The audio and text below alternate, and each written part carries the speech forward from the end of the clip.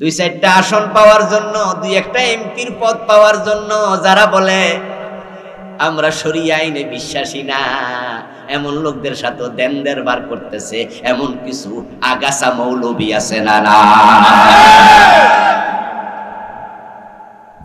যারা সুস্পষ্ট ঘোষণা যে আমরা শরিয়া আইন মানি না, হেরার মিটিং এ যায়, বইয়ে হেরার বাড়ি যায়, কয় যে আমরা দুই একটা পদ দেন, আসন দেন, তাহলে আপনারা দলে যোগ দেন, আপনারা লোকে আছে।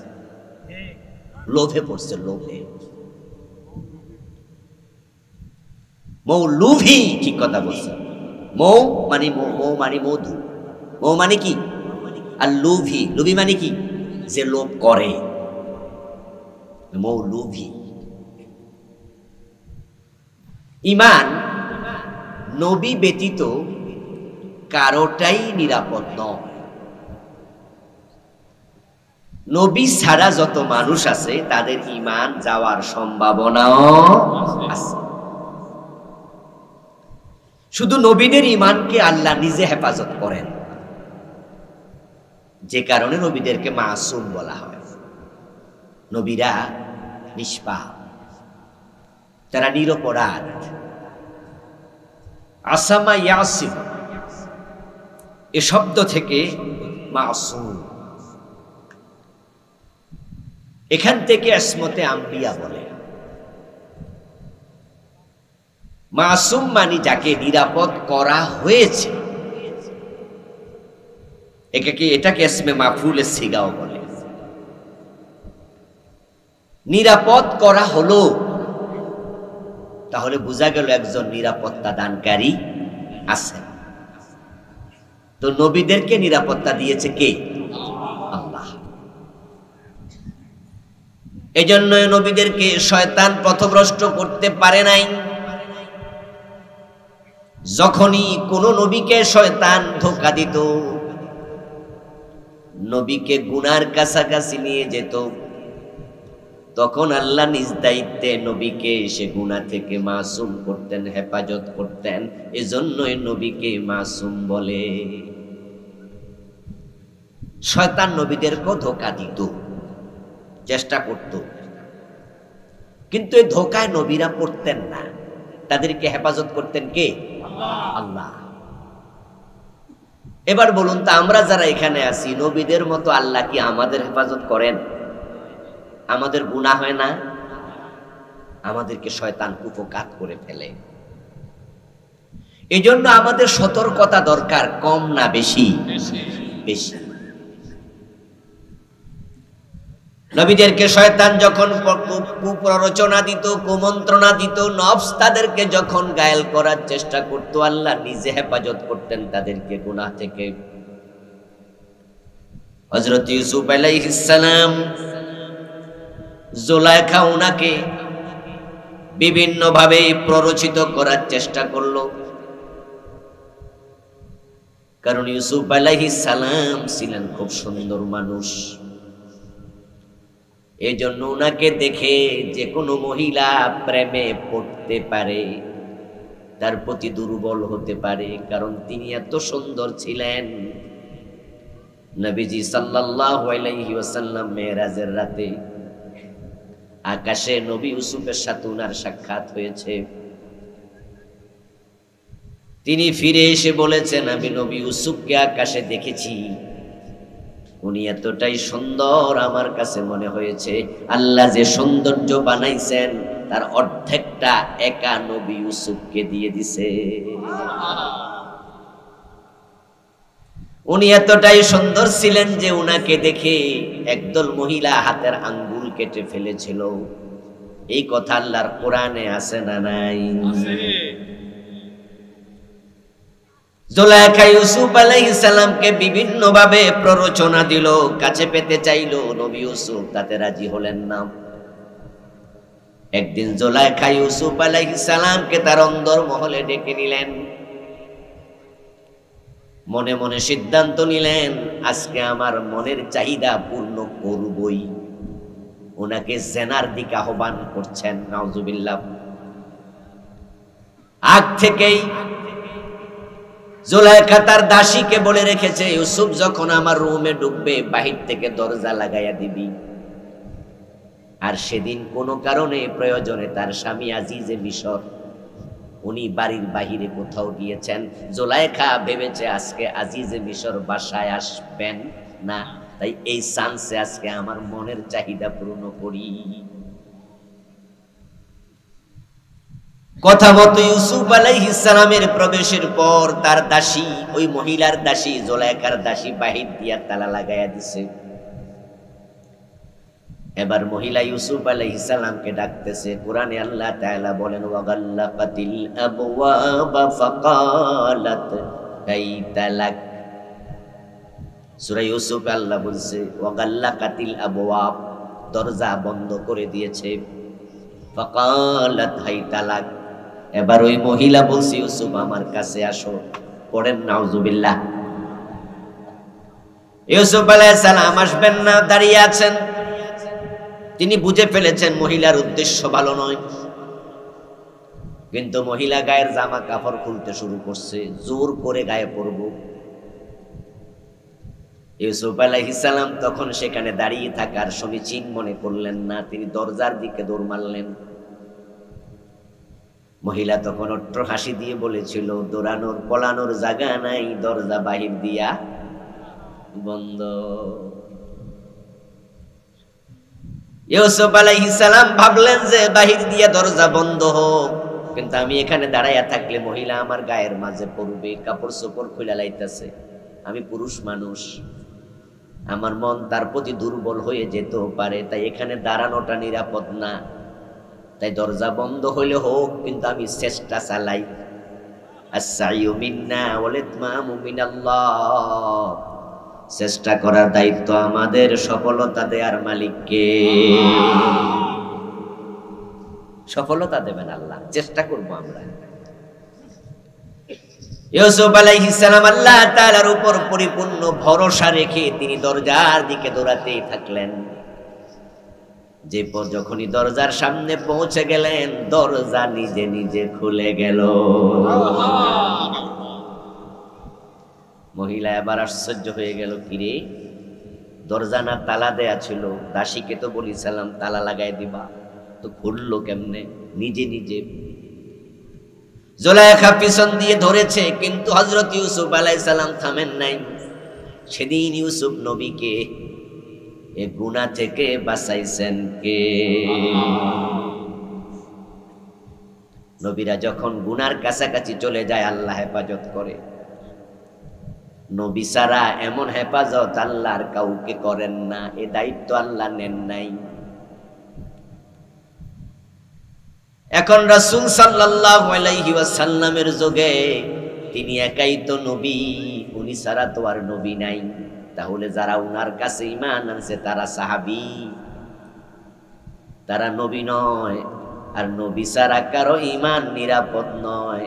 তাই সাহাবী হওয়ার পরে, রাসূলের হাতে কালেমা পড়ার পরেও আবার কাফের হয়ে গেছে, এমন ঘটনাও আছে।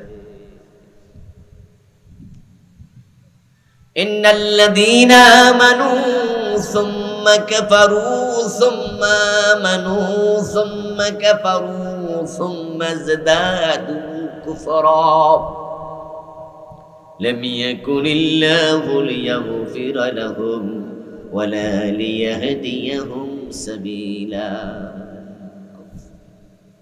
আল্লাহ বলেন যারা ঈমান আনলো আবার কাফের হয়ে গেল, অতঃপর কুফরিতে সীমা লঙ্ঘন করলো, তাদের ক্ষমা নাই। যাদের ক্ষমা নাই তারা জান্নাতি না জাহান্নামী। নবীজির হাতে ঈমান এনেছিল ইবনু খাতাল নামে একজন ব্যক্তি। কি নাম? কথা বলেন না, বলেন সবাই। ইবনু খাতাল কি নাম? মাঠ আস্তে আস্তে করে ভর্তি হচ্ছে, ভরে যাবে ইনশাআল্লাহ। লোকজন আসতে থাকুক, আপনারা মনোযোগ দিয়ে শুনতে থাকেন। ওয়াজ কিছু বাড়িতে নিয়েন, তাই আমার সাথে কথা বলিয়েন। কিছু কথা বললে এগুলো অন্তরে গাঁথবে। ক্ষুদ্র ক্ষুদ্র বালিকণা, বিন্দু বিন্দু জল গড়ে তোলে মহাদেশ সাগর। এই মাহফিল থেকে দু চারটা শব্দ শিখবেন, আরেক মাহফিলে শিখবেন, আরেক মাহফিলে শিখবেন। 20-50টা 100টা মাহফিল শুনলে আপনিও ছোট মোটো আলেম হয়ে যাবেন। আর যদি শিখে এখানে রাখিয়া যান, হুজুরে ওয়াজ করছে কেমন, দারুণ, যে চেহারা হুজুরের নুরানি চেহারা, খাঁটি ফির সাপ, বুঝাই গেছে উনি যে ফির। কেমনে বুঝলা? কই যে চেহারা রে ভাই। আমাদের দেশে ফিসাব চিনি কি দিয়া প্রশংসা করে হুজুরের যে চেহারা। তা আমি কই চেহারা সুন্দর হলে যদি পীর হওয়া যেত, সিনেমার সব নায়ক নায়িকা বড় বড় ফিসাব থাকতো, ঠিক না? ওখানে কালো তো খুব বেশি নাই, সুন্দরের তো বেশি, কিন্তু এখানে ফিসাব আছে কয়জন? হেরা যে এমন ফির শয়তান, হেরারে ডরায়, কই যে গজব হিয়া না গাইব। আর যদি চেহারা সুন্দর না হলে পীর হওয়া যেত না, তাহলে হযরত বেলাল তো পীর হওয়ার কোনো সুযোগও পাইতেন না। বেলাল কি সুন্দর না কালো? কিন্তু উনার মতো বড় ফিসাব আছে কয়জন? সুবহানাল্লাহ। হুজুর ওয়াজ করছে কেমন? দারুণ কণ্ঠ, দারুণ ওয়াজ। কি কইছে মনে নাই, ওয়াজ শুনছে দারুণ হইছে, কিন্তু কি কইছে মনে নাই। এই মনোবাদ যদি 500 শোনেন লাভ নাই, আর কিছু এলেম যদি শিখেন 100-200 ওয়াজ শুনলে আপনিও আলেম হয়ে যাবেন, ঠিক না? এই যে আমার আগের বক্তা ওয়াজ করছে আখেরাত নিয়ে, আখেরাত নিয়ে অনেকগুলো কথা বলেছে, এর আগের বক্তা কথা বলেছে। আমি আজকে একটা বিষয় নিয়ে কথা বলবো। এভাবে যদি আপনি 10টা 20টা 50টা মাহফিল শোনেন, তাহলে অনেক এলেম হয়ে যাবে না? নবীজির হাতে হাত রেখে কালেমা পড়েছিল ইবনু খাতাল। শুধুমাত্র ঈমানই আনে নাই, ওই হতভাগা ঈমান আনার পরে মদিনায় হিজরত করেও গিয়েছিল, কিন্তু কিছুদিন পর লোকটা আবার কাফের হয়ে গেল, মুরতাদ হয়ে গেল। মদিনা থেকে পালায় আসে আবার মক্কায় চলে গেল। শুধুমাত্র মুরতাদি হয় নাই, কুফরিতে সীমা লঙ্ঘন করেছে। নবীজির বিরুদ্ধে কবিতা লিখে লিখে মক্কার বাজারে নিজে আবৃত্তি করে নবীর বদনাম করত। নবীজির বদনাম, সীমা লঙ্ঘনকারী, ঈমান হারায় গেছে। মক্কা যখন বিজয় হয়ে গেল, রাসূলুল্লাহ সাল্লাল্লাহু আলাইহি ওয়াসাল্লাম সেদিন বলেছেন, আজকে কোনো প্রতিশোধ নেব না। লা তাসরিবা আলাইকুমুল ইয়াউম ওয়া আনতুম তুলাকা ইল্লা ফুলানান ওয়া ফুলানান ওয়া ফুলানা। নবীজি ঘোষণা করলেন, লা তাসরিবা আলাইকুমুল ইয়াউম, আজকে কোনো প্রতিশোধ নাই। আনতুমুত তুলাকা, তোমরা সবাই স্বাধীন মুক্ত, ক্ষমা করে দিলাম। ইল্লা ফুলানান ওয়া ফুলানান ওয়া ফুলানা, তবে অমুক অমুক অমুক, তাদের কোনো ক্ষমা নাই। রাসূল নাম ধরে ধরে কিছু ব্যক্তির কথা বললেন। ইকরামা ইবনে আবু জাহেল, তার ক্ষমা নাই। ইবনু খাতাল, তার ক্ষমা নাই। হাইসু ওয়াজাদতুমুহুম ফাকতুলুহুম। এবার রাসূল সাল্লাল্লাহু আলাইহি ওয়াসাল্লাম বলেন, তাদেরকে যেখানে পাও সেখানে হত্যা করো। ঘোষণা শুনে ইকরামা ইবনে আবু জাহেল রাদিয়াল্লাহু তাআলা আনহু, তিনি পরে আবার সাহাবী হইছে, তিনি যখন শুনলেন তার ক্ষমা নাই, তখন তিনি মক্কা থেকে পালাইয়া গেছে। কারণ ফাইলে তো মাইরা লাইব। ইবনু খাতাল পলানোর চান্স পায় নাই, সুযোগ পায় নাই। সে তখন ঘর থেকে বের হইয়া দৌড় মাইরা কাবা শরীফের সামনে চলে গেছে। তারপরে কাবার গিলাফ ধরে সে বসে গেল, কারণ সে তো এক সময় মুসলমান ছিল। তার জানা ছিল, সে জানতো কাবার অঙ্গনে মারামারি করার অনুমতি নাই। কোরআনে আছে, মা দাখালাহু কানা আমিনা, যে হারামের সীমানায় প্রবেশ করবে আল্লাহ বলে সে নিরাপদ। তাই হারামের সীমানায় মারামারি করা যায় না। ইবনু খাতাল ভাবলো, রাসূল কইছে আমার যেখানে পাও সেখানে মারো, তো আমি কাবার দেয়ালের সাথে বইয়া থাকবো, দেখি মারো কেমনে। বুদ্ধি আছে। কারণ যে নবীর উপর কোরআন নাজিল হয়েছে, সাহাবারা কোরআন মানে, তারা কি কোরআনের উল্টা কাজ করতে পারে? এজন্য সে কাবার গিলাফ ধরে বসে আছে। লোকজন ইবনে খাতালকে খুঁজে পেলেন কাবার গিলাফের সাথে, দেয়ালের সাথে। নবীজি সাল্লাল্লাহু আলাইহি ওয়াসাল্লামের কাছে গিয়ে রিপোর্ট করলেন, ইয়া রাসূলুল্লাহ, ইবনে খাতাল তো কাবার গিলাফ ধরে দেয়াল ধরে বসে আছে। আপনি না কইছেন যেখানে পাও সেখানে হত্যা করো, এখন তাকে কি করব? আমার রাসূল তখন বলেন, আজকের একদিনের জন্য আল্লাহ কাবার অঙ্গনে হত্যা জায়েজ করেছে, সুতরাং তাকে সেখানে হত্যা করো। আল্লাহর ঘর তার মতো জালেমকে আজকে নিরাপত্তা দেবে না। কাবার হুরমত কিয়ামত পর্যন্ত থাকবে, কিন্তু আজকের জন্য জায়েজ, আজকে এখানে হত্যা, তাকে হত্যা করা হলো। এই ঘটনা বলে আমি আপনাদেরকে বুঝাতে চাইলাম, আমি বুঝাতে চাইলাম নবীজির হাতে হাত রাখার পরও মুরতাদ হয়, বেঈমান হয়, এমন ঘটনা আছে। নবীজির যুগে যদি সোনালী যুগের মানুষগুলোর ঈমান এমন টলমাটল হয়, মরে বড় হয়, পেঁচ লাগা যায়, শয়তান ধরে মুরতাদ বানায়া দেয়, আজকের এই যুগে ঈমান যাওয়ার সম্ভাবনা কম না আরো বেশি? আজকের এই মাহফিলে আমরা যে কয়জন আছি, আলহামদুলিল্লাহ আমরা আশাবাদী, আমরা সবাই ঈমানদার, আমরা মুমিন, কিন্তু আমাদের ঈমানের কোনো নিরাপত্তা নাই। শয়তান যে কোনো টাইমে ফেঁসে ফালাইয়া দিতে পারে। খুব জটিল, সাবধান সাবধান মুসলমান, কখন শয়তান কারে ফেঁসে ফালায় বোঝা যায় না। বনি ইসরাইল একজন ব্যক্তি ছিলেন, তার নাম ছিল বালআম ইবনে বাউর। এত বড় আল্লাহর ওলি ছিলেন তিনি, দোয়া করতে দেরি, দোয়া কবুল হতে দেরি হতো না। এত বড় আল্লাহর ওলি ছিলেন, কিন্তু এক পর্যায়ে বালআম সে মুরতাদ হইয়া, কাফের হইয়া মরে গেল। নাউজুবিল্লাহ পড়বেন না?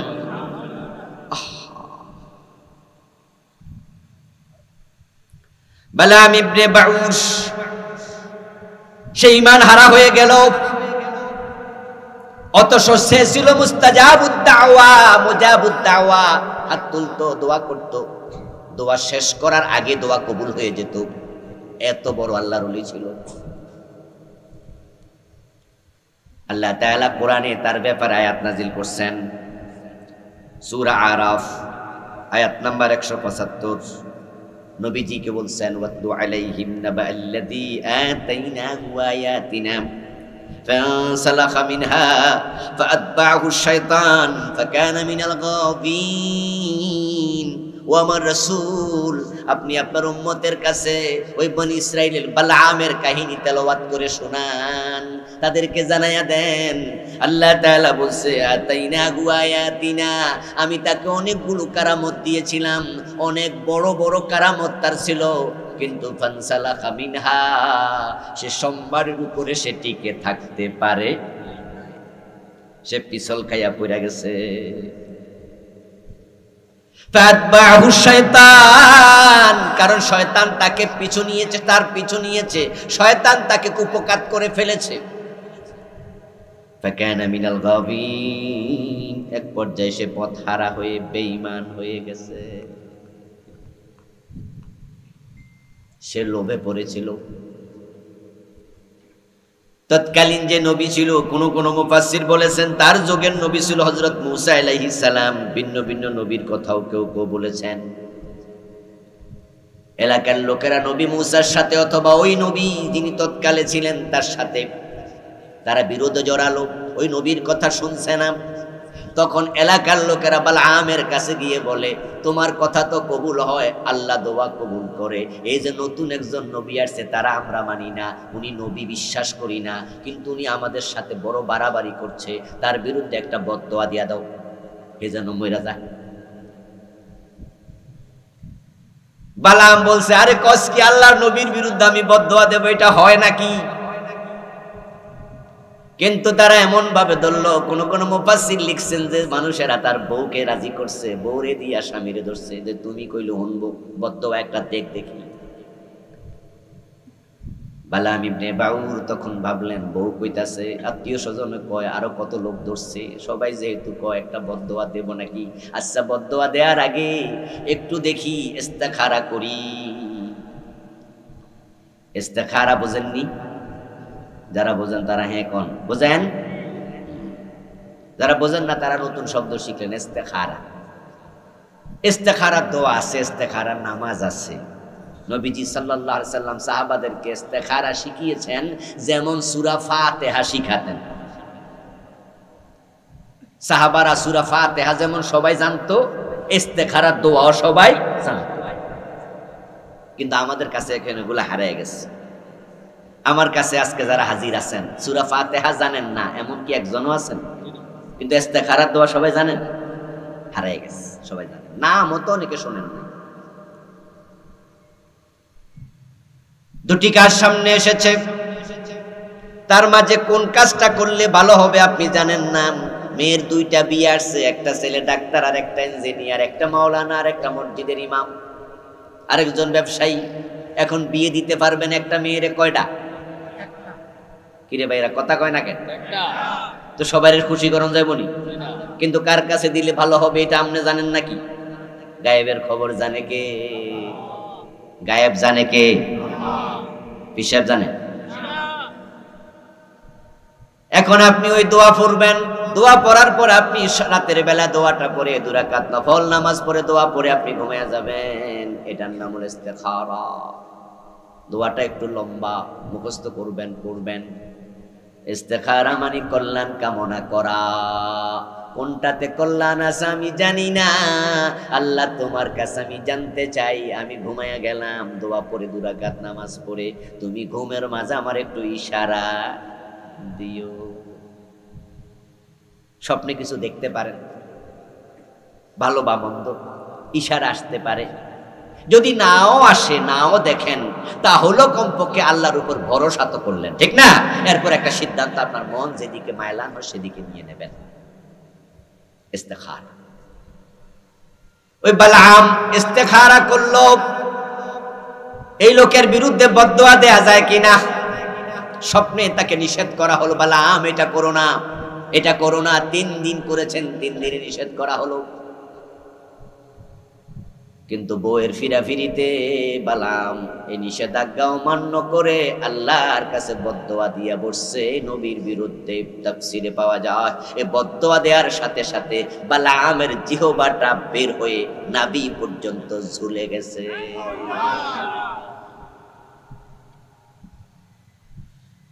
তার জিহ্বা বের হয়ে গেছে।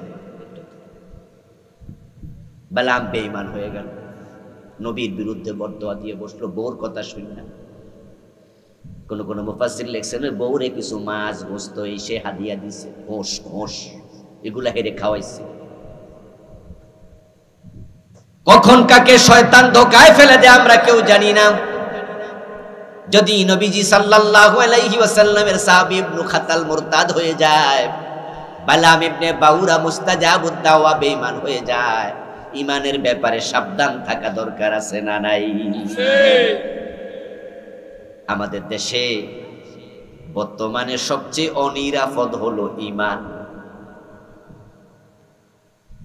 এই দেশে আলহামদুলিল্লাহ এখনো অনেক নামাজি আছে, এখনো রোজাওয়ালা আছে, অনেক রোজাদার, কম নাই, হাজার হাজার লোকে রোজা রাখে।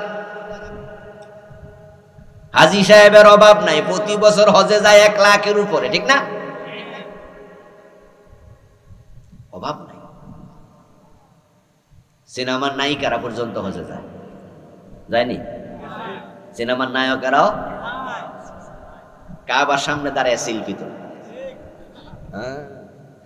জামাইও নায়ক, বউ নায়িকা, দুজনে মিলে হজ কইরা সেলফি তোলে। আলহাজ মাহিয়া মাহি, আলহাজ স্বপ্ন, বাহ আলহাজ। এ গত রমজানে আমরা গেলাম, আমাদের বাংলাদেশি কয়েকজন ভাই আমাদের সাথে মেহমানদারি করতে গিয়ে বলতেছে, হুজুর এই এর আগের রমজানে কিন্তু নায়ক ফেরদাউস আইছিল, আমি মেহমানদারি করছি। আমি কই কোন কি ফেরদাউস উমরা করছে? কয় হ্যাঁ, এমপি হওয়ার পরে চলে আইছো। এমপি হয়েছিল না ঢাকায়? আমার বন্ধু হাজি আছে, গাজী আছে, নামাজি আছে, রোজাওয়ালা আছে, কিন্তু ঈমানওয়ালা বড় কম। লাখ লাখ নামাজি বেঈমান হয়ে বসে আছে। অথচ যার ঈমান নাই তার ক্ষমা নাই। লাম ইয়াকুনিল্লাহু লিয়াগফিরা লাহুম। ঈমান নাই, তোমার জান্নাত নাই। কোন বেঈমান জান্নাতে যাবে না, সবগুলো বেঈমান জাহান্নামে থাকবে। জান্নাত হলো একটা পুরা মৌলবাদী গোষ্ঠীর জায়গা, এবং এটা দারুণ সাম্প্রদায়িক জায়গা। আমাদেরকে সাম্প্রদায়িক বলে, মৌলবাদী বলে গালি দেয়। আমরা বলি দেও দাও মুতু বিগাইজিকুম, তোমরা আঙ্গুল কামড়াইতে কামড়াইতে মরে যাও। আমরা মূলে থাকতে চাই, আমরা আগাবাদী হতে চাই না। মৌল মানে কি? মূল। মৌলবাদী মানে যারা মূলে থাকে, মূলওয়ালা। আমরা মূলে থাকতে চাই। ইসলামের মূল হচ্ছে কোরআন, ইসলামের মূল হচ্ছে সুন্নাহ। আমরা কোরআন সুন্নাহর বাইরে যেতে রাজি হব না।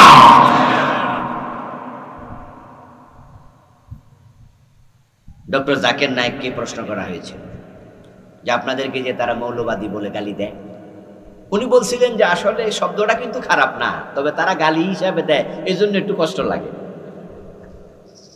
কারণ তারা বলে মৌলবাদী ফান্ডামেন্টালিস্ট। তো ফান্ডামেন্টালিস্ট তো ভালো জিনিস, যারা মূলে থাকবে। তো মূল কোরআন, মূল সুন্নাহ, আমরা তো এখানে থাকতে চাই, ঠিক কি না?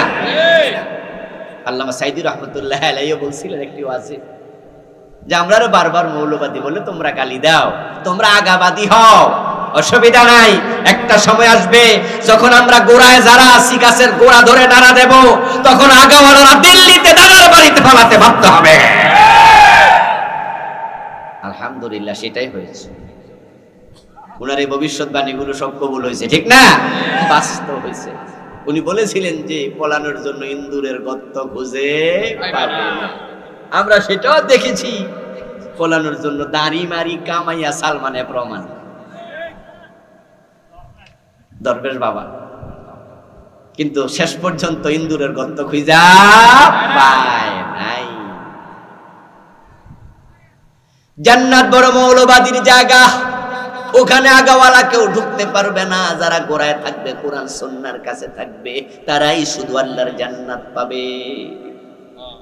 এটা বড় সাম্প্রদায়িক জায়গা, সেখানে মুমিন ছাড়া কেউ নাই। জান্নাতের মাঝে ঈমানওয়ালা ছাড়া একজনও নাই, সব ঈমানদার জান্নাতে। আর যত বেঈমানের দল আছে সব কই? কথা বলে না ভাইরা, বলুন না কোথায়? হিন্দুরা কই যাবে? খ্রিস্টানরা, ইহুদিরা, বৌদ্ধরা, নাস্তিকেরা, তাহলে এটা উদার জায়গা। এটা বলো উদারতা আছে, সবই একসাথে। কিন্তু জান্নাত বড় কনজারভেটিভ জায়গা, এখানে ঈমান ছাড়া কেউ ঢুকতে পারবে না।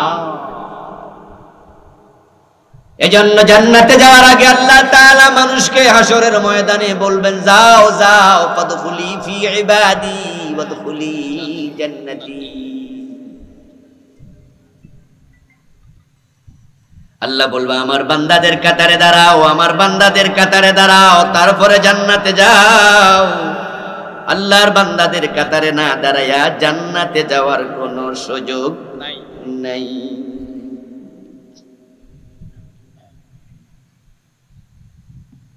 এখন জান্নাতে যে আপনি যাবেন, ফাদখুলি ফি ইবাদি ওয়াদখুলি জান্নাতি।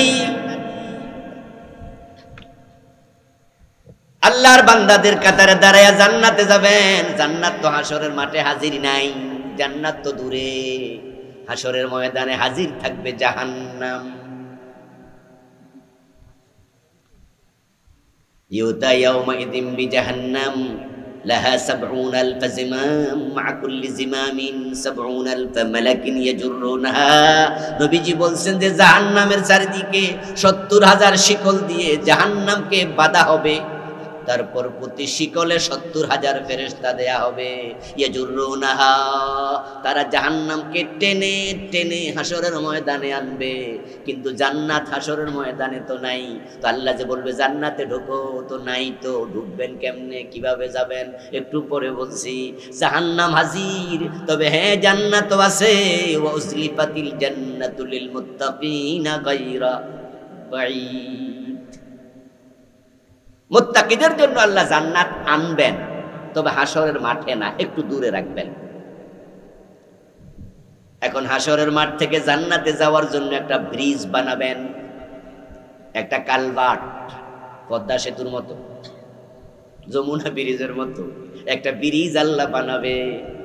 ওই ব্রিজ দিয়ে আপনি আস্তে করে জান্নাতে ঢুকবেন। ওই ব্রিজের নাম হলো ফুলসেরাত। ওই ব্রিজের নাম কি? ফুলসেরাত। ওই ফুলসেরাত পার হয়ে জান্নাত, তার আগে নয়। وَإِن مِّنكُمْ إِلَّا وَارِدُهَا وَكَانَ عَلَى رَبِّكَ حَتْمًا مَّقْضِيًّا। আল্লাহ বলে আমি সিদ্ধান্ত নিয়েছি, ওই জাহান্নামের উপরে একটা ব্রিজ বানাবো। ওই ব্রিজ হবে ফুলসেরাত। সিরাতু হাক্কুন, এটা আমাদের আকীদা। ফুলসেরাত সত্য। ওটা হলো চুলের যে চিকন, তরবারির চেয়েও ধারালো। ফুলসেরাত बल से बारी यक्तबिल से धार है, उसका नीचे एक दरिया आग से लबरीज है। साहबी আবু সঈদ খুদরি রাদিয়াল্লাহু তাআলা আনহু বলছেন, আমার কাছে নবীজির পক্ষ থেকে মেসেজ আসছে, আমি খবর পেয়েছি, শুনেছি, ফুলসেরাত হবে আদাক্কু বিনাশ শারা, চুলের চেয়ে চিকন, ওয়া হাদ্দু মিনাস সাইফ, তলোয়ারের চেয়ে ধারালো। এখন এটার ওই পারে হলো জান্নাত, এই পারে হলো হাসরের মাঠ, নিচে হলো জাহান্নামের আগুন। এটা জাহান্নামের উপরে, পিঠের উপরে বানানো হবে, নিচে জাহান্নাম, উপরে ফুলসেরাত। এবার বলুন তো জাহান্নামের আগুন কি লাল না কালো? মাশাআল্লাহ, মাশাআল্লাহ। এগুলো এলেম, নবীজির হাদিস থেকে আপনারা শুনেছেন। জাহান্নামকে 1000 বছর উত্তপ্ত করা হলো, জাহান্নামের আগুন লাল হয়ে গেল। আরো 1000 বছর উত্তপ্ত করা হলো, এই আগুন সাদা হয়ে গেল। আরো 1000 বছর উত্তপ্ত করা হলো, তখন জাহান্নামের আগুন কালো হয়ে গেল। ফাহিয়া সাউদাউ মুসলিমা, এখন জাহান্নামের আগুনের আকার হলো, কালার হলো নিকশ কালো। এখন জাহান্নামের কালো আগুনের উপর একটা ব্রিজ বানাবে। ব্রিজটা আবার মোটা না চিকন? কত চিকন? তো দেখা যায় বলি,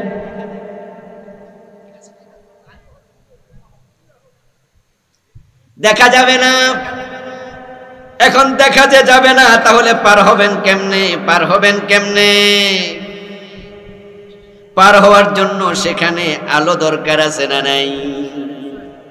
এই আলোর নাম হলো ঈমান।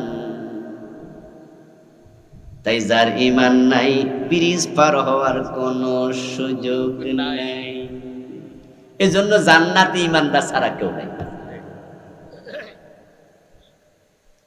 يوم ترى المؤمنين والمؤمنات يسعى نورهم بين أيديهم وبأيمانهم بشراكم اليوم। সুবহানাল্লাহ পড়ে। আল্লাহ বলো নবী, সেদিন যারা মুমিন মুমিনা আপনি তাদেরকে দেখবেন, তারা যখন ফুলসেরাতের কাছে যাবে, তাদের সামনে থেকে ডান পাশ থেকে ঈমানের নূর চমকাতে থাকবে।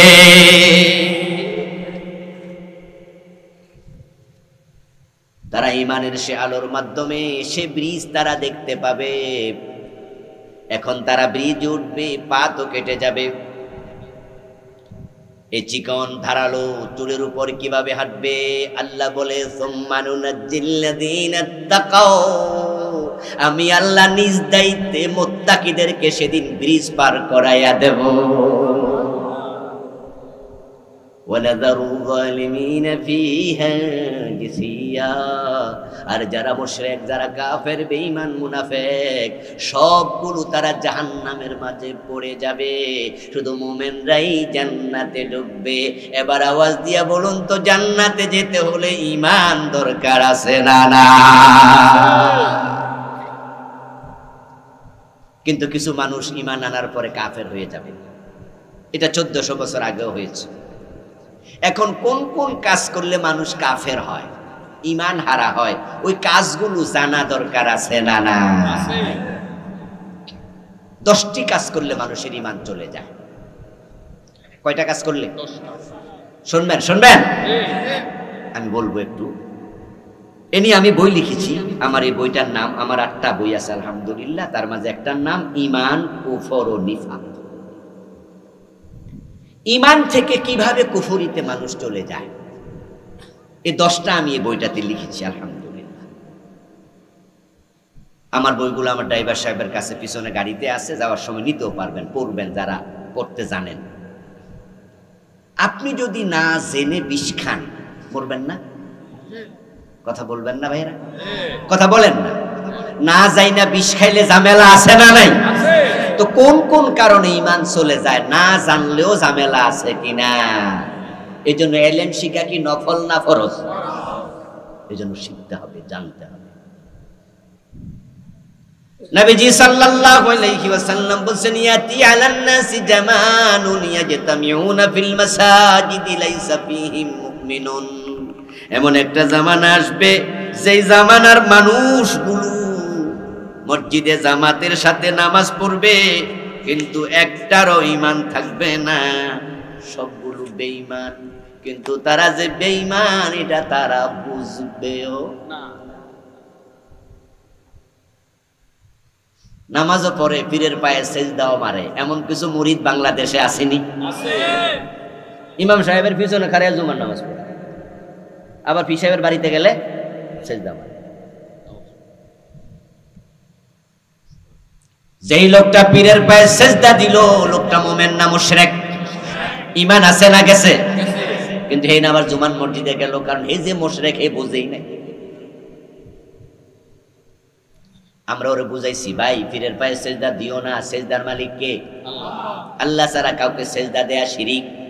তখন হে কয় যে হুজুর, শরীয়তে জায়েজ নাই, মারেফতে জায়েজ আছে। বুঝেন নাই কথা? এটার নাম সেজদায়ে তাজিমি। নাউজুবিল্লাহ পড়েন। এটার নাম বানাইছে সেজদায়ে তাজিমি। ফেরেশতারা যদি আদম আলাইহিস সালামকে সেজদা দিতে পারে, আমরা পীর সাহেবকে কেন পারবো না? এরা যুক্তি খুঁজা বাইর করছে একটা। ও দোস্ত, আমার কথা তারা মানে না, আপনার কথা তারা মানে না, পীরকে সেজদা দেয় তাই সে বেঈমান, কোনো সন্দেহ নাই, মুশরিক। আমি তাকে বললাম, ভাই পীরের কাছে বউ নিয়ে যাও কেন? তোমার বউ বেপর্দা চলে, বোরকাও তো পরে না, পীর সাহেবের সামনে বউ নিয়ে হাজির হও। শুধু বউ নিয়ে পীরের সামনে যাই না, নিজের বউ দিয়া পীরের পাটি পাইয়া দেয়, এমন মুরিদও আছে না? না। পীর বাবার সেবা করতেছে, বউ দিয়া ফাটি পাইয়া। আপনি জিজ্ঞাসা করলেন যে ভাই পর্দা লাগবো না? বলে না না না, মনের পর্দা আসল পর্দা। এমন কিছু লোক বাংলাদেশে আসেনি? এরা কি জুমার নামাজে যায় না? নামাজ কালামও পড়ে, টুপিও আছে, অনেকে দাড়ি মুখে আছে। কান খুলে শুনুন প্রিয় ভাই, আপনি পর্দা করেন না, বেপর্দা চলেন, আপনি কবিরা গুনাহগার। একটা মেয়ে বোরকা পরে না, চুল ছেড়ে চলে, সে যদি একবারে শর্ট প্যান্ট পরে ও রাস্তায় হাঁটে রান দেখাইয়া, আমরা তাকে কাফের বলবো না, বলবো সে হারামি, কবিরা গুনাহগার, বেপর্দা মহিলা, খারাপ মহিলা। কাফের নয়, যে মদ খায় কাফের নয়, সে ফাসেক, গুনাহ হয়। কিন্তু কেউ যদি বলে মদ খাইলে অসুবিধা নাই, পর্দা লাগে না, সে কাফের হয়ে যায়। মাসালা বুঝবেন? পর্দা করে না কবিরা গুনাহ, কিন্তু পর্দা লাগে না, এটা বললে কি ডাইরেক্ট কাফের, আল্লাহর আইন অস্বীকার করছে। কাদিয়ানীকে আমরা বলেছি, ও কাদিয়ানী ভাইরা, তোমরা তো কাফের হয়ে গেছো, তোমরা নবী মুহাম্মদকে শেষ নবী মানো না, তোমরা বেঈমান। তোমরা কাফের। আমাদের এই ওয়াজ শুইনা সব কাদিয়ানি মুসলমান হয়ে গেছে, ঠিক না? আমাদের কথা তারা শোনে না। ওরা বলতেছে আরে মিয়া, নবী মুহাম্মদ শেষ রাসূল, কিন্তু শেষ নবী না, শেষ নবী গোলাম মুহাম্মদ। নাউজুবিল্লাহ। এই যে আমার ফতুয়া তারা নিল না, আমার কথা শুনলো না, পীরকে সেজদা দিল। পীরের দরবারে যাইয়া মরা পীরের দরবারে ছেলে মেয়ে চাইলো। কাদিয়ানির দল গোলাম আহমদকে নবী মানলো। আমার ফতুয়া মানুক আর না মানুক, এটাই সত্য, তাদের ঈমান নাই, তারা বেঈমান। ঠিক আমার সামনে আপনারা যারা আছেন, যে 10 কারণে ঈমান চলে যায়, আল্লাহ না করুক যদি এমন কোন কারণ আপনার ভিতরে থাকে, আপনি মুমিন না বেঈমান? আর ঈমান না থাকলে জান্নাত নাই। 10 কারণে ঈমান যায়। 1 নাম্বার হলো কুফর, 2 নাম্বার হলো শিরক, 3 নাম্বার হলো নেফাক ইতিকাদি। এভাবে 10টা সংক্ষেপে বলতে থাকি, আর শুনতে থাকেন। নিজের ভিতরে থাকলে তাওবা করবেন, আজকেই আবার নতুন করে কালেমা পড়বেন। قال رسول الله صلى الله عليه وسلم جددوا ঈমানাকুম, ঈমানকে আবার নতুন করো, নবায়ন করো, তাজদীদ করো। একজন সাহাবী বললেন, ইয়া রাসূলুল্লাহ কাইফা নুজাদ্দিদু ঈমানানা, আমরা ঈমানকে আবার কেমনে নবায়ন করব? রাসূল বলে, কুলু লা ইলাহা ইল্লাল্লাহ, জাদ্দিদু ঈমানাকুম বিকাউলি লা ইলাহা ইল্লাল্লাহ। তুমি ঈমানটাকে কালেমাটা পড়ে নতুন করো। তো এই হাদিস দিয়া যদি ঈমান কালেমা পড়লে নতুন হয়, তাহলে কাদিয়ানির মুয়াজ্জিন কি আজানের মাঝে কালেমা পড়ে না? আশহাদু আল্লা ইলাহা ইল্লাল্লাহ ওদের আজানে নাই? তাহলে কাদিয়ানির মুয়াজ্জিন তো কমপক্ষে মুমিন, ঠিক না? তো হেনা কালেমা পড়লো প্রতিদিন।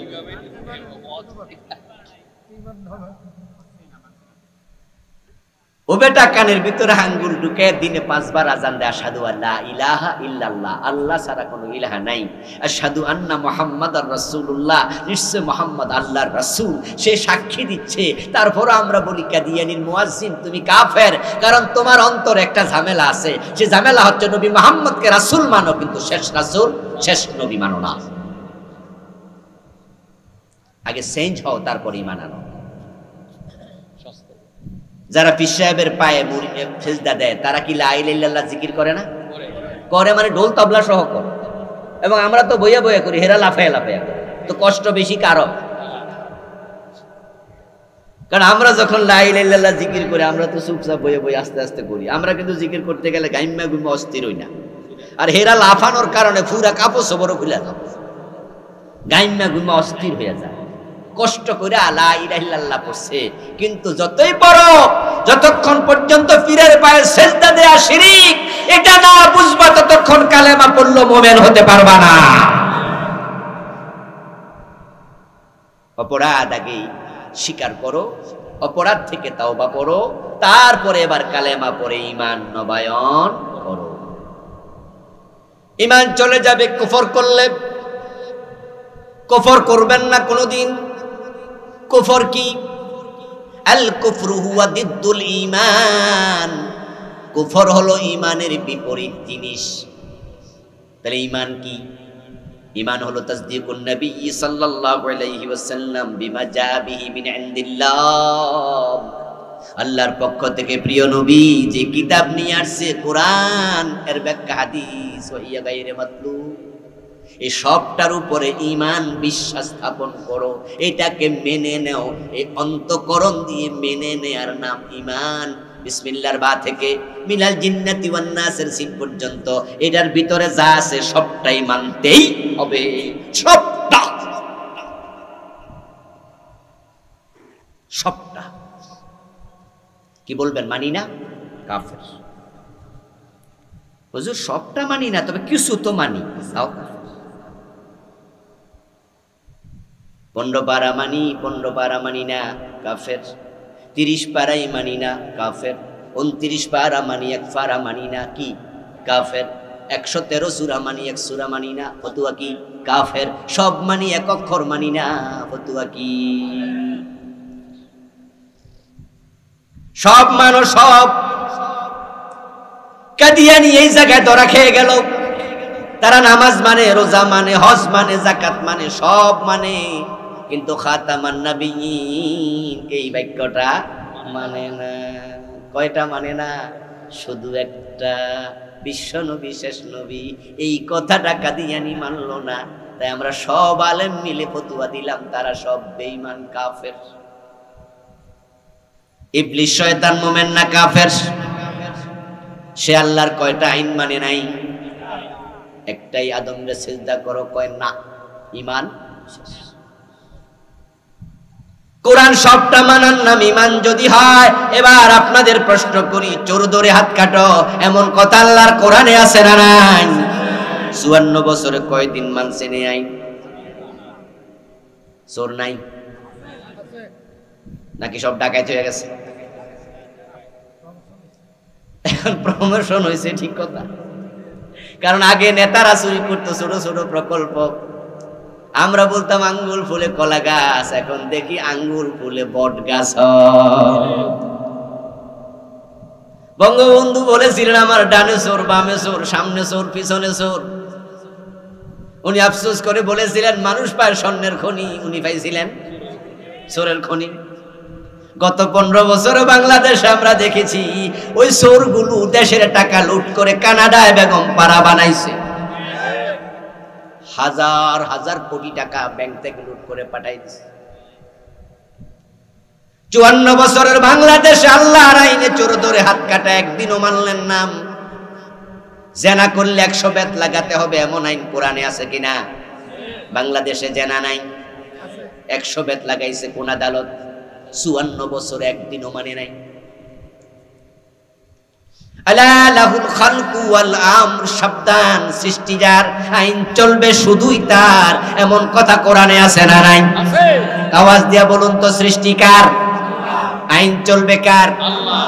আল্লাহর আইন চলে না ব্রিটিশ আইন চলে? তাহলে 54 বছরে আল্লাহর আইন একদিনও মানলেন না। কাদিয়ানি মানে না একটা, তাই তারা বেঈমান হয়ে গেল। শয়তান মানে না একটা, তাই সে বেঈমান হয়ে গেল। আমরা মানি না কয়টা?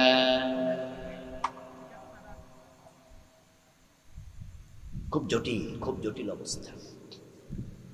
জান্নাত তো মাগনা না, এত সোজা না। এই জান্নাতে যাওয়ার জন্য ইব্রাহিম নবী আগুনে পর্যন্ত পড়তে হয়েছে।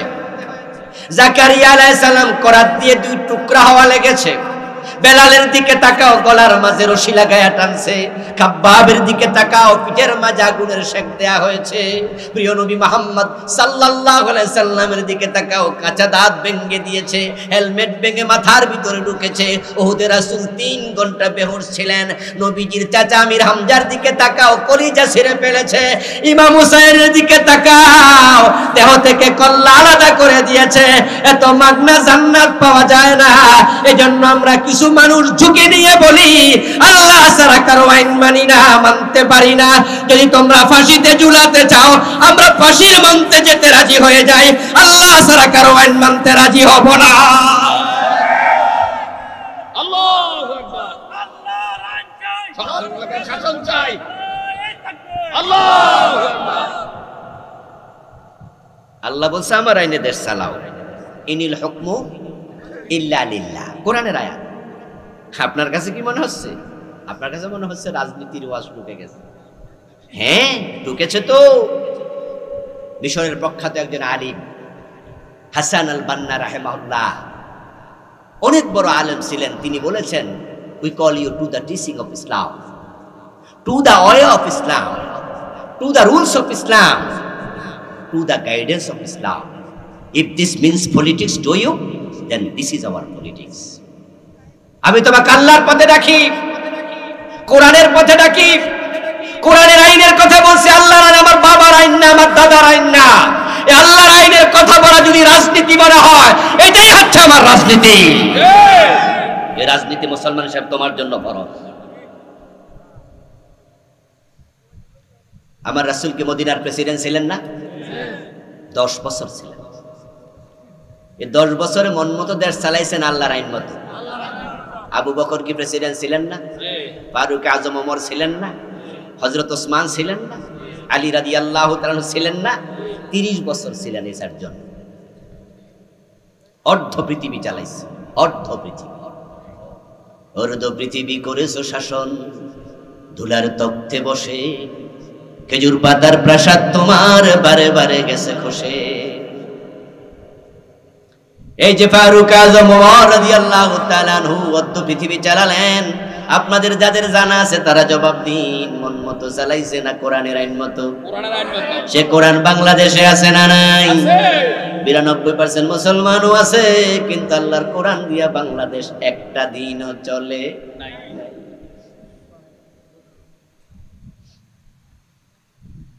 ও দোস্ত আমার, আপনি যদি আল্লাহর আইনের পক্ষে না থাকেন আপনি কাফের হয়ে যাবেন। এই যে কয়দিন আগে একজন নেতা বলল আমরা শরিয়া আইনে বিশ্বাসী নই, এই কথাটা কুফরি কালাম। এই কথার কারণে উনার ঈমানটা চলে গেছে, উনাকে আবার ঈমান আনতে হবে যদি তিনি জান্নাতে যেতে চান। উনার কথার সাথে যারা একমত হবে তাদের ঈমান চলে যাবে। কারণ শরীয়ত না মানলে মানবেন কি? শরীয়ত মানে তো ইসলাম। শরীয়ত মানে কি? পাঁচ ওয়াক্ত নামাজ শরীয়ত, রোজা শরীয়ত, হজ শরীয়ত, পর্দা শরীয়ত, হালাল হারাম শরীয়ত। এখন যদি শরিয়া আইন বিশ্বাস না করেন তো চোর ধরে হাত কাটবেন কেমনে? এই কোরআনটাই তো হচ্ছে শরীয়ত, ঠিক কি না? কাদিয়ানি এক অক্ষর মানলো না, তারা বেঈমান হয়ে গেল। আর আপনি বলে দেবেন পুরা শরীয়তই মানি না, শরিয়া আইনে আমরা বিশ্বাস করি না। قال رسول الله صلى الله عليه وسلم إن العبد لا يتكلم بالكلمة من سخط الله لا يلقي لها بالا يهبي بها في جهنم। নবীজি বলেন বান্দারা, আল্লাহর বান্দারা মাঝে মাঝে এমন কথা বলে যে কথাটা সিরিয়াসলি বলে নাই, এমনি কথার কথা বলে ফেলছে, অথচ একটা কথার কারণে আল্লাহ তাকে জাহান্নামের মাঝখানে ফেলে দেবে। কুফরি করবেন না। বাংলাদেশে একটা চলমান কুফরি হাজার হাজার মানুষকে বেঈমান বানিয়েছে। ওই একটা কুফরি, আমি এই বইতে 56টা কুফর লিখেছি ছোট ছোট করে। তার মাঝে একটা কুফর হচ্ছে ধর্ম নিরপেক্ষ মতবাদ, সেকুলারিজম। সেকুলারিজম সেকুলারিজম যে ধর্ম নিরপেক্ষ মতবাদের বিশ্বাসীরা এই 54 বছর বাংলাদেশ শাসন করেছে, এই মতবাদে বিশ্বাস করলে ঈমান থাকে না, এটা কুফরি মতবাদ। ধর্মের ব্যাপারে হয়তো পক্ষে না হয় বিপক্ষে, নিরপেক্ষ থাকার কোনো সুযোগ নাই। নিরপেক্ষত্বকে আমি কোনো পক্ষে না, নাকি ভাই? এটাই তো নাকি নিরপেক্ষ মানে কি কোনো পক্ষে নাই। অথচ কোরআন মাজিদের স্লোগান হচ্ছে, আল্লাহর শিখানো মূলনীতি হচ্ছে লাকুম দীনুকুম ওয়ালিয়া দীন। তোমাদের ধর্ম তোমাদের, আমার ধর্ম আমার। তাহলে এখানে দল কয়টা বলেন না ভাইরা? দল কয়টা? একটা হচ্ছে মুশরিক। ও মুশরিকেরা, মক্কার কাফেররা, কুল ইয়া আইয়ুহাল কাফিরুন লা আ'বুদু মা তা'বুদুন বলতে বলতে এক পর্যায়ে লাকুম দীনুকুম ওয়ালিয়া দীন। তোমাদের ধর্ম তোমাদের, আমার ধর্ম আমার। মাঝখানে জায়গা কই? নিরপেক্ষতা কই? আপনার নাম আব্দুল্লাহ, আব্দুর রহমান, আপনার নাম আসলাম, আপনার নাম জায়েদ, আপনার নাম আব্দুল জব্বার, এই শব্দগুলো প্রমাণ করে আপনি ধর্মের পক্ষের লোক। নিরপেক্ষ কোথায়? এক নাম্বারটা সংক্ষেপে শেষ করে দিলাম, কুফর। 56টা লিখছি, পড়বেন, পড়ে নেবেন। 2 নাম্বার শিরিক। শিরিক করলে ঈমান শেষ। শিরিক মানে হলো যাহা আল্লাহর জন্য খাস, সেটার সাথে অন্যকে শামিল করার নাম হলো শিরিক। যেমন গায়েবের মালিক কে? জোরে বলেন, গায়েবের মালিক কে? কিন্তু আমাদের দেশে কিছু মানুষ বলে নবী গায়েব জানে, পীর সাহেব গায়েব জানে। ঈমান শেষ, ভালো শুরুতে শেষ। রাসূলুল্লাহ সাল্লাল্লাহু আলাইহি ওয়াসাল্লামকে ভালোবাসতে গিয়ে মুশরিক হচ্ছে কিছু লোক। যেমন ঈসা নবীর উম্মতেরা উনাকে ভালোবাসতে গিয়ে মুশরিক হইছে। নবীজিকে ভালোবাসতে গিয়ে বলে মোহাম্মদ খোদা নিহি, अगर খোদা সে জুদা भी नहीं। মোহাম্মদ খোদা না, খোদার সে জুদাও না। মুহাম্মদ সাল্লাল্লাহু আলাইহি ওয়াসাল্লাম মানুষ কয় না, কি জিন না, ফেরেশতা না, তো কিতা কয় কিও না। বরং তারা বলে মানবেরই রূপ ধরি এক নবী এলেন ভবেতে, কুল্লু আলম লুটে পড়ে তাহার চরণ তলেতে। নাউজুবিল্লাহ পড়ে। আচ্ছা আমরা কি রাসূলের চরণে লুটে পড়ি? কি কইল এসব? তিনি মানুষটা, তিনি মানুষের রূপ ধরে আসছে, তুই কি? এই জন্য তারা আল্লাহ তাআলার সাথে রাসূলকে শরীক করে বিভিন্ন জায়গায় তারা মুশরিক হয়ে যায়। যেমন ঈসা আলাইহিস সালামের উম্মতেরা করেছিল। ঈসা নবী মায়ের কোলে জন্মের পর পর কথা বলেছেন, উনার কোনো বাবা নাই। লোকেরা বলেছে হযরত ঈসা আলাইহিস সালামের মা জিনা করেছে। বলেন নাউজুবিল্লাহ।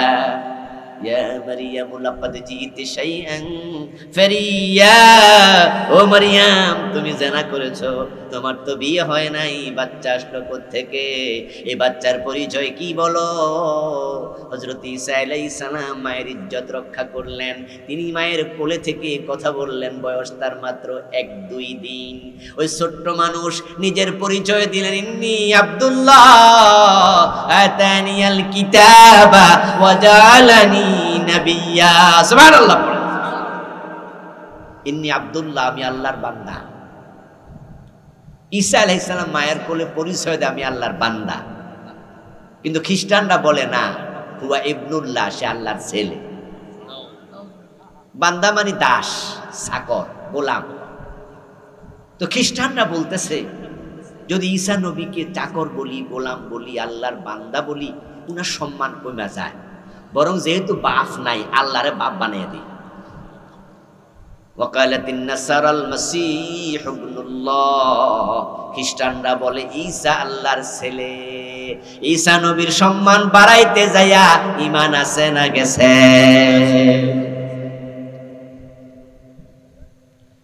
মুহাম্মদ সাল্লাল্লাহু আলাইহি ওয়াসাল্লাম তিনি গায়েবের খবর দিতেন, আল্লাহ উনাকে জানাতো, তারপর উনি জানতেন গায়েব তার নয়, গায়েব একমাত্র কার? ইন্নামাল গায়বু লিল্লাহ। কোরআনের আয়াত, নবী আপনি বলুন গায়েবের মালিক শুধু আল্লাহ।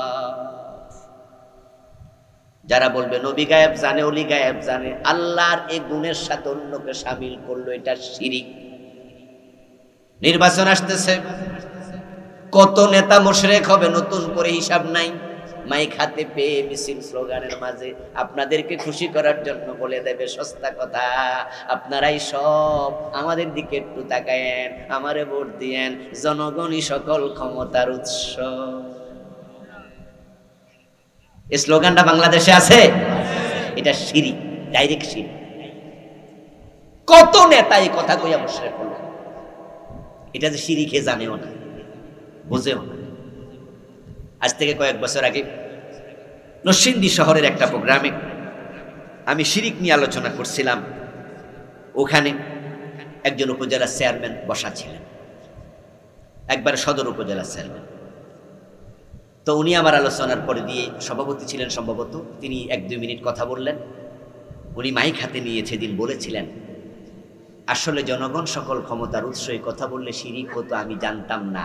আজকে যেহেতু জানছি, আজকের পর থেকে এই কথা কমপক্ষে আমি আর বলবো না। এবার আমার দলে আমার চেয়ারম্যান বানাকার না বানা।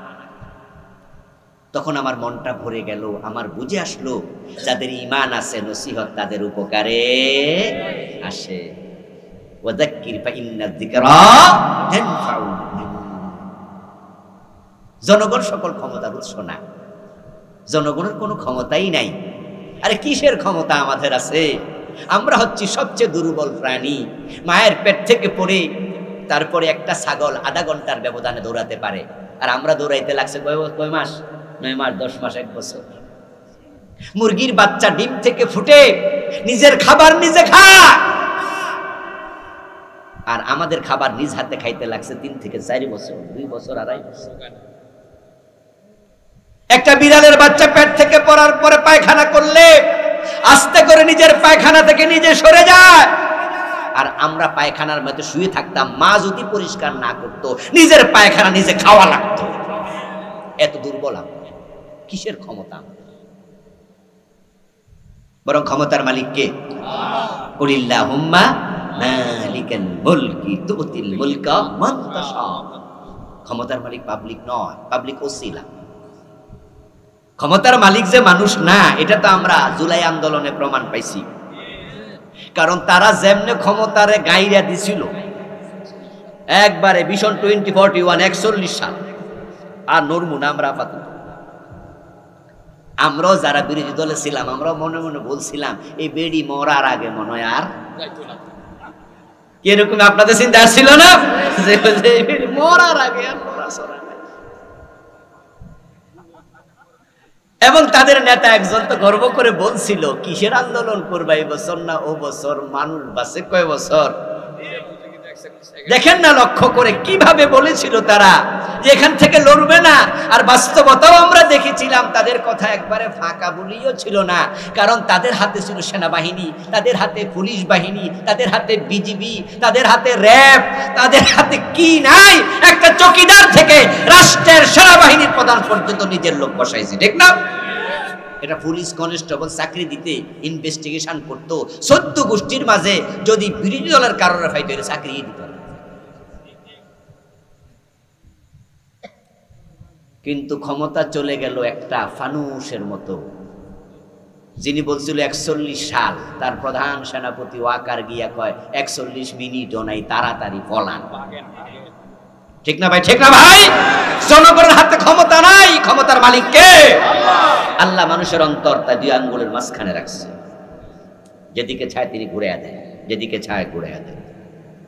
অবাক হয়ে যাবেন।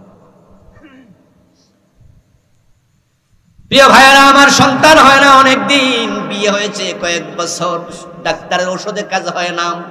এবার দোস্ত পরামর্শ দিছে, চলে যাও খাজা বাবার কাছে আজমিরে, ওখানে গিয়া বাবা আমার একটা ছেলে দাও, মেয়ে দাও। এমন কথা বলার মতো কিছু মুসলমানের সন্তান আছে না নাই? এটা শিরিক। সন্তান দেয়ার মালিক কে? ও দোস্ত, আপনি আজমিরে কেন গেলেন সন্তান চাইতে?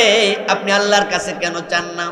হুজুর অনেক চাইছি, আল্লাহ দেয় না, এজন্য এখন বাবার কাছে গেছি। আমি বলি দোস্ত, দেরিতে দিয়ে আল্লাহ কারো কারো ঈমান পরীক্ষা করে, তুমি পরীক্ষায় ফেল মারছ।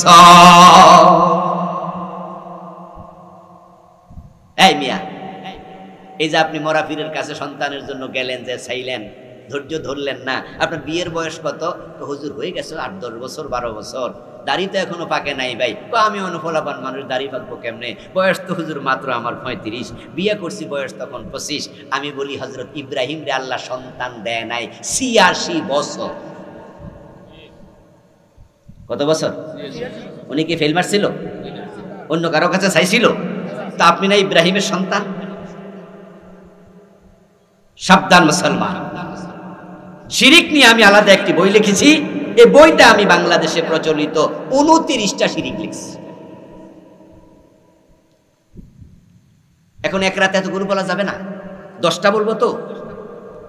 কিন্তু আপনাকে বাঁচতে হলে জানতে হবে, জাহান্নাম থেকে বাঁচতে হলে শিরিক আপনাকে চিনতে হবে, জীবনে থাকলে ছাড়তে হবে, তারপরে তাওবা করে নতুন করে কালেমা পড়তে হবে। জানি না বললে চলবে না। সব কেউ কেউ আছে কয় যে হুজুররা জানেও বেশি, হুজুররার হিসাবও বেশি। বলেনি বলেনি এই সরাবাজার বসে বসে দেখবেন সাধু কানে বলবে, কিছু লোক আছে, হ্যাঁ বলবে যে আমরা জানিও কম, আমরা হিসাবও। মানে উনারা মনে করতেছে জান্নাত একবারে মামুল বাড়ির মতো, শুধু যাইয়ে ঢুকে যাবে তোর মেয়েরা। আল্লাহ তাআলা জিজ্ঞাসা করলে বলে দেবে আল্লাহ আমি তো জানি না। আর আল্লাহ তাআলা বলবে ঠিক আছে, জানো না যেহেতু বেহেশতে চাওগা, ঠিক না? এত সোজা। 3 নাম্বার হলো নেফাক ইতিকাদি, মুনাফিকি করলে ঈমান থাকবে না। এখন নেফাক থাকে অন্তরে, অন্তরের খবর জানে কে? আল্লাহ। এই বইতে আমি নেফাকের 28টা আলামত লিখছি, 28টা। আমাদের বাংলাদেশের লোকেরা বেশি বেশি করে জানে 3টা। ইজা ওয়াদা আখলাফা, ইজা হাদ্দাসা কাযাবা, ওয়া ইজা তুমিনা খানা। এই 3 পর্যন্ত আসি, বেশি সে বেশি হলে ওয়া ইজা খাসামা ফাজার। এই হাদিস পর্যন্ত এলেম শেষ হয়ে যায় অনেকের। যেই 3টা বা 4টা বললাম, কথা বললে মিথ্যা বলবে, ওয়াদা করলে খেলাপ করবে, আমানত রাখলে খেয়ানত করবে, ঝগড়া করলে গালি দেবে। এই 4টা হাদিসে আছে। তবে এটা নেফাকে আমলি, এটার কারণে ঈমান যায় না। কিন্তু এমন মুনাফিকি আছে যেটা অন্তরে ঢুকছে, ঈমান শেষ। এগুলোর আলোচনা বাংলাদেশে খুব কম হয়। 28টা। ওয়াইদা উনজিলাত সূরাতুম মুহকামা ওয়া যুকিরা ফিহাল কিতাল রাআইতাল্লাযীনা ফী কুলূবিহিম মারাদুন ইয়ানজুরুনা ইলাইকা নাদারাল মাগশিয়্যি আলাইহি মিনাল মাউত। আল্লাহ একটা বলতেছে একবার কোরআনের আয়াত দিয়া, মুনাফিক চিনো ও নবী, যখন আপনার কাছে কোরআনের আয়াত নাজিল হয় আর সে আয়াতের মাঝে জিহাদের কথা থাকে, কেতালের কথা থাকে, জিহাদের আয়াত শুনলে দেখবেন কিছু লোকের চেহারা কালো হয়ে গেছে। যারা জিহাদ পছন্দ করে না তারা মুনাফিক। গত 15 বছর তো জিহাদের ওয়াজই করা যায় নাই। জিহাদের ওয়াজ করলে জঙ্গিবাদের মামলা, ঠিক কি না? কত মামলা যে খাইছি শুধু আলেমেরা, শুধু জিহাদের ওয়াজ করে। কত টেলিভিশনে খবর আসতো অমুক জায়গায় 10 জন জঙ্গি ধরা পড়ছে, ব্রেকিং নিউজ। তার কাছে পাওয়া গেছে 5 কেজি গান পাউডার, 3টা হাত বোমা, শেষে লেখা আছে 5টা জেহাদি বই। এ নিউজ মনে আসেনি? জেহাদি বই পাওয়া বুঝি অপরাধ? জেহাদ কি জঙ্গিবাদ নাকি জেহাদ ফরজে ইবাদত? জঙ্গিবাদ আর জেহাদ তো এক জিনিস না। কিন্তু জেহাদি বই, কোন বইতে জেহাদের কথা লেখা আছে? পুলিশ যদি বাংলা অনুবাদ করে বুঝা লাইছে এটা জেহাদের কথা আছে, এই যে ধরছি জঙ্গি ধরা পড়ছে। তাহলে আপনাদের কাছে আমার প্রশ্ন, আল্লাহর কোরআনে জেহাদের কথা আছে না নাই? আছে। তাহলে কোরআন থাকলেও কি জঙ্গি মামলা খাওয়া লাগবে? জিহাদ একটি ইবাদতের নাম। নবীজি নিজে ছিলেন মুজাহিদ। 27টি যুদ্ধে তিনি ছিলেন সেনাপতি। 27টি যুদ্ধে একজন সাহাবীর নাম বলতে পারবেন না। একজন মুজাহিদ সাহাবী, একজন সাহাবীর নাম বলতে পারবেন না যে সাহাবী ক্ষমতা থাকার পরও জিহাদে যায় নাই। একজন ছিল অন্ধ, নাম ছিল আব্দুল্লাহ ইবনে উম্মে মাকতুম রাদিয়াল্লাহু তাআলা আনহু। উনার জীবনী পড়ে দেখবেন উনিও যুদ্ধের মাঠে শহীদ হয়েছে। অন্ধ মানুষ যুদ্ধের মাঠে শহীদ। হযরত ওমর তখন প্রেসিডেন্ট, গাজওয়ে কাদেসিয়াতে সেনাবাহিনী পাঠাচ্ছেন। অনেক সাহাবী যাচ্ছে যুদ্ধের মাঠে। ওই অন্ধ সাহাবী ওমরের কাছে গেলেন, গিয়ে বলছে, আমিরুল মুমিনিন, আমি একটা দরখাস্ত নিয়ে আসছি। হযরত ওমর বলছে, আব্দুল্লাহ কি দরখাস্ত নিয়ে আসছো বলো? বলে, হুজুর আমাকে গাজওয়ে কাদেসিয়াতে মুজাহিদদের সাথে পাঠাতে হবে। ওমর রাদিয়াল্লাহু তাআলা বলেন, আব্দুল্লাহ তুমি যুদ্ধের মাঠে গিয়া কি করবা? তুমি তো চোখেই দেখো না। তলোয়ার হাতে নিয়ে তো যুদ্ধ করা লাগে। আব্দুল্লাহ ইবনে উম্মে মাকতুম বলেন, ইয়া রাসূল, ইয়া আমিরুল মুমিনিন, আমি তো জানি এই প্রশ্ন আপনি করবেন, উত্তর আমার কাছে রেডি করা আছে। আমি তলোয়ার হাতে নিতে পারবো না, চোখে আমি দেখি না। তবে কালেমার পতাকাটা আমার হাতে যদি আপনি তুলে দেন, ওয়াদা দিলাম জীবন থাকতে কালেমার পতাকা মাটিতে পড়তে দেব না। হুজুর কালেমার পতাকা হাত দিয়ে তুলে ধরতে তো আর চোখ লাগে না, আমি 2 হাত দিয়ে আপনি ধরে রাখবেন। হযরত ওমর ওনার উত্তর শুনে কনভিন্স হলেন। কি আগ্রহ জিহাদের মাঠে যাবে। জিহাদের মাঠে গেলে হাদিয়া তো পাওয়া যায়, ঠিক না? কমপক্ষে কিছু জিলাপি তো পাওয়া যায়, খেসুরি। ওখানে গেলে হাত থাকে না, পা থাকে না, চোখ থাকে না, কল্লা থাকে না, জীবন থাকে না। উনি এটা জানে, জেনে যুদ্ধে যেতে চায়। আর আমাদের গত 15 বছর জিহাদের কথা শুনলে জঙ্গি বানাইছে। জিহাদের কথা ভালো লাগে না এমন 2-4 জন এখানেও আছেন। নামাজ পড়তে রাজি, রোজা রাখতে রাজি, কিন্তু জিহাদের কথা শুনলে মজা লাগে না। কত ফির বাংলাদেশে আছে জিহাদের ওয়াজ করে না, কত আলেম আছে, খতিব আছে, জিহাদের ওয়াজ করে না। ও ভাইরা, কোরআন হচ্ছে জিহাদের একটা উদ্বুদ্ধকারী কিতাব। নবী মুহাম্মদ জানেন নবিয়ুল মালহামা, আমি যুদ্ধের নবী, আমি যুদ্ধের নবী। মুসলমান যখন থেকে জিহাদ বলেছে তখন থেকে কপাল পড়েছে, মাইর খাওয়া শুরু হয়েছে। একসময় মুসলমানের এক হাতে ছিল তলোয়ার আর এক হাতে ছিল কোরআন। তারা কোরআনের বাহিরে চলে নাই, অন্যায় দেখলে তলোয়ারের খাপ খুলতে দেরি করে নাই। মুসলমান ছিল যেখানে বিজয় পদচুম্বন করেছে সেখানে জিহাদ ফরজ। অন্যায় দেখলে জিহাদ করো।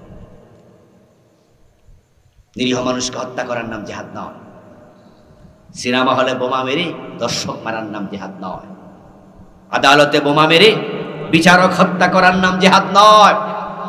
ইসলাম নিরীহ মানুষকে আক্রমণ করতে শেখায়নি। জিহাদ হচ্ছে অন্যায় যেখানে, প্রতিরোধ সেখানে। সেটা শুরু হবে মুখ থেকে, লেখা হবে কলম দিয়ে, বলা হবে আওয়াজ করে, প্রয়োজনে তলোয়ারও হাতে নিতে হবে।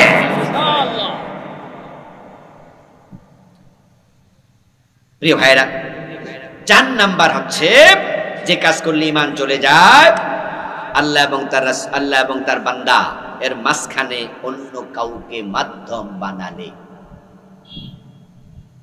আমার কথা তো আল্লাহ শুনবে না, এজন্য আমি একজনের মাধ্যম বানাইতে হবে, উনারে দিয়া কয়তে। এজন্য গাছের বড় কাঁঠালটা বাবারে না খাওয়াইয়া পীর সাহেবের বাড়িতে নিয়ে যা, হুজুরকে খুশি করতে হবে। পীর সাহেব খুশি হলে আমার নামাজ লাগবে না, উনি আমার জান্নাতে নিয়ে যাবে, এমন চিন্তা বাংলাদেশে দুজন লোক আছে না? হ্যাঁ, ওরা গান পর্যন্ত বানাইছে। আছেন আমার মুক্তার, আছেন আমার ব্যারিস্টার, সেন্ট বিচারের হাইকোর্টেতে তিনি আমায় করবেন পার, আমি পাপী, তিনি জামিনদার, টুনটুনা টুনটুন দোতরা বাজাইতেছে। এক ওয়াক্ত নামাজও পড়ে না, পীর সাহেব নাকি জান্নাতে নিয়ে যাবে। এই জন্য ওর জন্য জান ফানা ফিল্লা করে ফেলবে। আহারে মুসলমান, আল্লাহ এবং বান্দার মাঝে কোনো মাধ্যম দরকার নাই।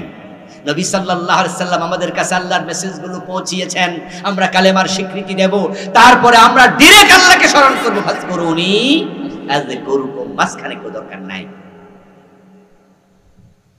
মক্কার মুশরিকেরা মূর্তিকে মাধ্যম বানাইতো, মা না'বুদুহুম ইল্লা লিয়ুকাররিবুনা ইলাল্লাহি যুলফা। 5 নাম্বার, কাফের এবং মুশরিক যারা, তারা জাহান্নামী। যদি কেউ সন্দেহ করে ঈমান থাকবে না। কেউ কেউ বলে, আমি নিজে শুনেছি, বলতেছে হুজুর কত হিন্দু আছে ভালো কাজ করে, বলতেছে কত হিন্দু আছে ভালো কাজ করে, স্কুল বানাইছে, ব্রিজ কালভার্ট বানাইছে এবং সুদ ঘুষ খায় না, তো হিন্দুরা বুঝি বয়স তো পাইব না, তো এত ভালো কাজ যে করে। উত্তর কি? উত্তর কি? উত্তর হলো তাদের ভালো কাজের ফলাফল আল্লাহ তাদেরকে দুনিয়াতেই দিয়ে দেবে। আযহাবতুম তাইয়্যিবাতিকুম ফি হায়াতিকুমুদ দুনিয়া ওয়াস্তামতা'তুম বিহা।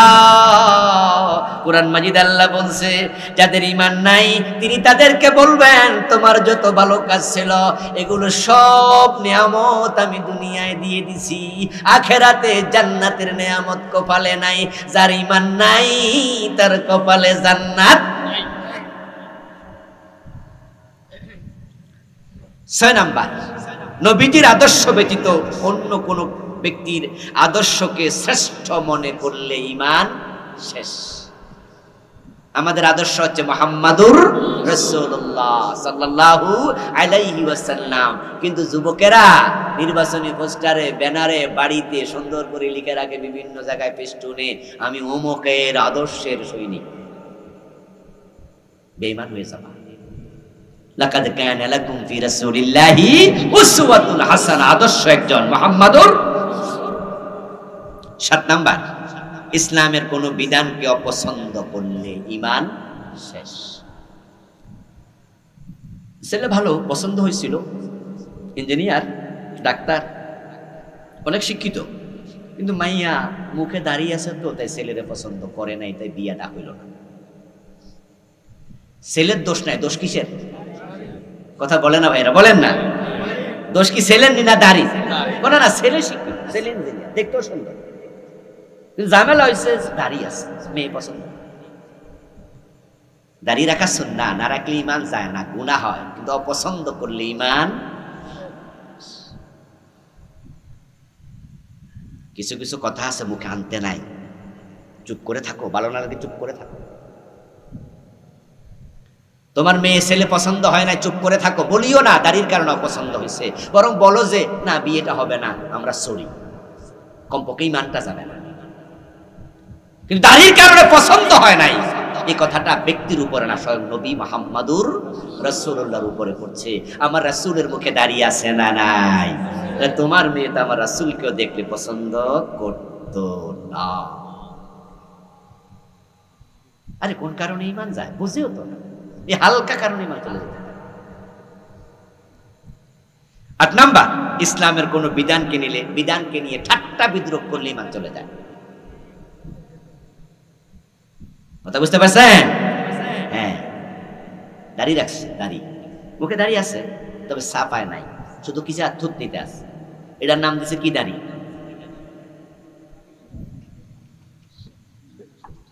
এখন এই দাড়ি নিয়ে ঠাট্টা করার কারণে যার এই দাড়ি হে কামায় লাই, হে কয় যে মানুষ আমার কি তা কইতাছে। অথবা জেনারেল শিক্ষিত, মাদ্রাসায় পড়ে নাই, শুধুমাত্র সে ইসলামকে ভালোবেসে টুপি মাথায় দেয়, পাঞ্জাবি গায়ে দেয়, জামা গায়ে দেয়। এখন হেরে মুন্সি কইয়া ডাকে, হেও করে, টিপ্পনি দেয়, এই মুন্সি দিকে আসছে। লোকাল বাসে উঠছি 10-12 বছর আগে, মাঝে মাঝে এখনো উঠি, তবে কাহিনীটা শোনাচ্ছি 10-12 বছর আগের। আর আমাদের প্রেসিডেন্টের যে বাসভবন বঙ্গভবন, ঠিক এই মোড় থেকে গুলিস্তানের এখান থেকে বাসে উঠছি, ফার্ম গেট যাব, এমন ভিড়। এখন বাসের মাঝে উঠে পিছনে যায় দাঁড়াইছি, তো যে বাসের ভাড়া নেয় সে আস্তে আস্তে করে ভাড়া নিচ্ছে, ভাড়া নিতে নিতে আমার কাছে আইসা বলতেছে, এ হুজুর বীরের ভিতরে আপনি উঠছেন। কথা বলছে, আচ্ছা এত মানুষ উঠছে, কারোর খারাপ লাগে না? খারাপ লাগছে কারে? হুজুর। এই ভিড়ের ভিতরে আপনি উঠছেন, মানে আসলে অনেক ভিড় ছিল। আমি একটু কষ্টই পাইলাম যে আমাকে ইনসাল্ট করলো, আমি হুজুর মানুষ, আমি কিছু বলতে যাব, বলি নাই এখন। এর মাঝেই সামনে থেকে এক লোক এমন এক ধমক মারলো হেল্পারকে, কঠিন এক ধমক দিয়ে বললো, এই বেটা এত লোক উঠছে, কোনো সমস্যা নাই, তুমি হুজুর দেখে চুলকানি হচ্ছে তোমার। আমি আর বলা লাগে নাই। ইসলামের সুরত দেখলে, লেবাস দেখলে, ইসলাম দেখলে ভালো লাগে না, ঠাট্টা করে, বিদ্রূপ করে, এমন কিছু জালেম আছে না নাই? ঈমান শেষ তোমার। কারণ তুমি অপছন্দটা আমাকে করো না, আমার টুপিকে করেছো, এটা আমার রাসূলের সুন্নাহ, আমার দাড়িকে করেছো, বিদ্রূপ করেছো, তুমি ঠাট্টা করেছো। 9 নাম্বার, মুসলমানের বিরুদ্ধে কাফেরদেরকে যুদ্ধকালে সহযোগিতা করলে ঈমান শেষ। 10 নাম্বার, যদি কেউ কোনো ব্যক্তির ব্যাপারে বলে উনার শরীয়ত লাগে না, তাহলে ঈমান শেষ। এই সমস্যা আমাদের বাংলাদেশে কিছু পীর সাহেব এবং মুরিদের আছে। আপনি তো নামাজ পড়েন, আপনার পীর সাহেব তো নামাজ পড়ে না, হুজুরের নামাজ লাগে না, হুজুরের পর্দাও লাগে না, হুজুরের চোখ আর আমনের চোখ এক না, আমারটা গোস্ত দিয়ে বানাইছে, আল্লাহ ওটা মার্বেল দিয়ে বানাইছে। হ্যাঁ, যদি আপনি মনে করেন যে অমুক তমকের আর শরীয়ত লাগে না, উনি শরীয়তের ঊর্ধ্বে, আল্লাহর বিধানের সাথে বৃদ্ধাঙ্গুল দেখিয়েছেন, ঈমান শেষ। আল্লাহ যে কাজ করলে ঈমান যায়, সেখান থেকে আমাদের হেফাজত করে, সবাই বলেন আমিন।